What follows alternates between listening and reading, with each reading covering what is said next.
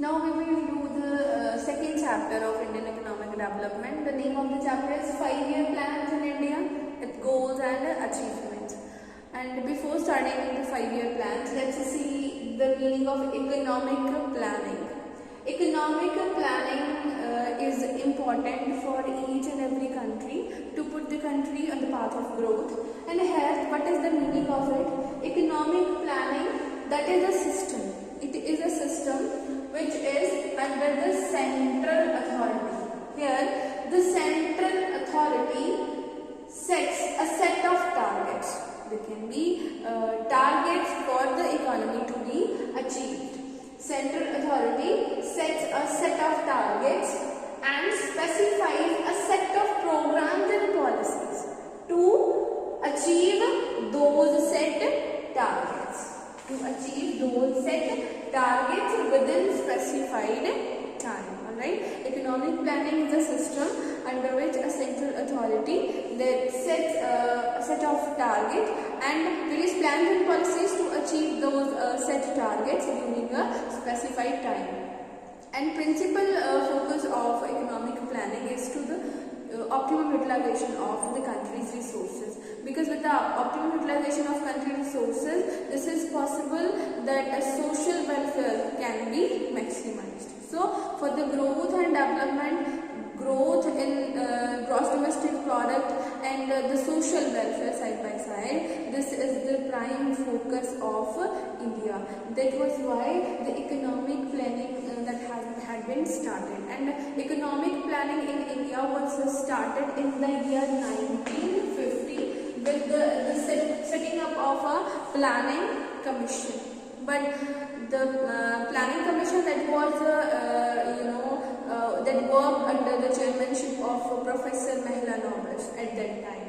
But in the year 2015, in February, planning commission was replaced by the Niti Ayog. Now in India there is Niti Ayog to accelerate the growth and development of the Indian economy, and they took all the objectives for the economic planning of the country.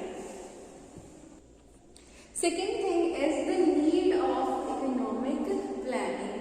Why economic planning was needed at that time? We know that India inherited two kinds of economy, means backward economy and stagnant economy. Backward economy, as level of output and productivity was low. That was why we are saying that backward economy of India was at that time. And stagnant economy, because of the reason GDP growth was very low. And in case the economy is backward and stagnant, then this is not possible that economy can be live on the forces of demand and supply.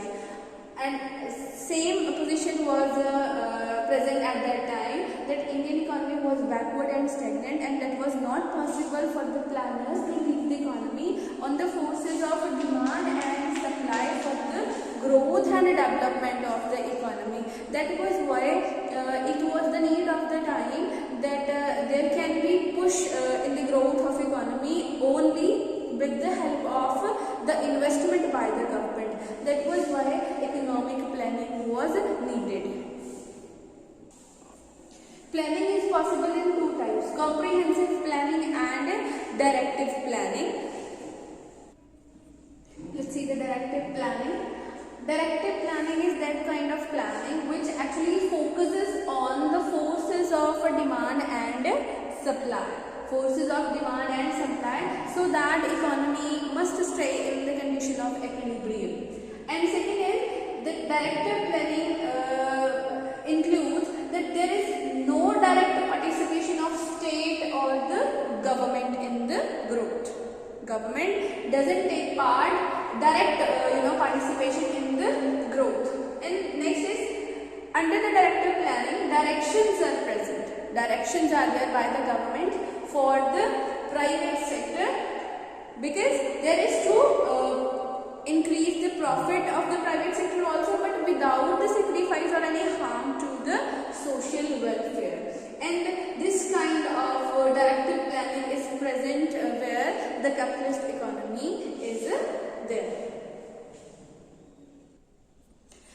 comprehensive planning. Comprehensive planning is a system where actually the government take part in the process of growth and development. Whereas in directive planning, there was the presence of demand and supply, and these forces of demand and supply then must be stay in the situation of equilibrium, only then growth and development is possible. But under the comprehensive planning, government is there to take part in the process of growth and development, and this kind of planning is possible where socialist and mixed kind of economies are present. And under mixed economy, it exists both the sectors. Both sector means private sector and the public sector. Both sector work for the growth and development of the economy. And another point is, here is the both objectives are present, means profit maximization along with the social welfare. So this was all about the planning, that is directive and comprehensive planning.